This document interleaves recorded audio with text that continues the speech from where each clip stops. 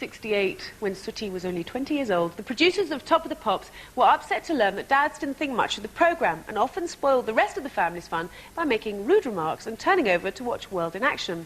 So they brought in some special people whose mission it was to keep the dads happy. What people? Tonight's TV legends, Pan's people. Businesswoman Dee Dee Wild, local government officer Ruth Pearson, and housewife Babs Powell all share a secret past. In the battle for TV ratings, these women were once frontline troops, their presence guaranteed to send viewing figures and temperatures sky high. In the 1970s, Pan's people were the hottest thing on television. Long before girl power was invented, the faces of the resident dance troupe on Top of the Pops were almost as well known as those of the pop stars they moved to. The ultimate fantasy for millions of men and the envy of a generation of women, Pan's people shook, shimmied, bumped and boogalooed their way into the nation's hearts. It was amazing. I mean, to have all those people watch us every week. I mean, what more could a girl want than be idolised by the public, you know? Since childhood, the girls had practiced ballet and tap, but by 1967, when they helped form Pan's people, their sexy American choreography came as a shock. Britain had never seen anything like it, and very nearly didn't. We couldn't get hired in England, and we were thinking about disbanding, because people wouldn't, it was different and people wouldn't take the risk. The BBC finally gave them their chance.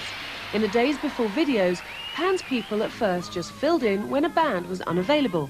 But soon the producers realised the girls themselves were a hit and pulled a few strokes to emphasise their assets. We always used to have to dance on this podium, which was about 20 feet by 20 feet, and it was about 3 or 4 feet off the ground, which made us look very tall and gorgeous. If I say it wasn't blatant, actually some of it was quite blatant.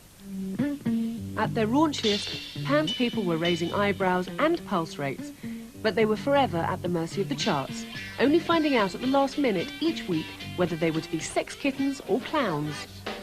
They played the Monster Mash. The Monster Mash. As their popularity grew, so did their workload. It was very much a way of life. It took all your time. We have very little time for private life. But we just loved what we were doing. By the mid-70s, Pan's people were quick-stepping their way around the world, with personal appearances and work on a host of top telly shows. The girls were headline news. For a while, there seemed to be only 2 words on every man's lips. Pan's people, yeah. There's one special one. Beautiful Babs. I don't know what her name is. And at the peak of their fame, Pan's people even did the unthinkable. They sang. There are smiles that make us happy. But the girls were exhausted. In 1976, in their late 20s, they were ready to quit. 9 years of hard work had brought them fame, but no fortune. I don't think we realised our potential, and if we had, I think we would have made an awful lot of money. But then at the end of the day, it's not about money, it's about enjoying a life. Dee Dee today runs her own dance studio. Ruth works as a housing officer for a London council, and Babs looks after the home and children she shares with actor Robert Powell. 2 decades on, the lives of these women are moving to a different beat. The dancing shoes may be in the attic, but their place in pop television remains firmly that of a legend.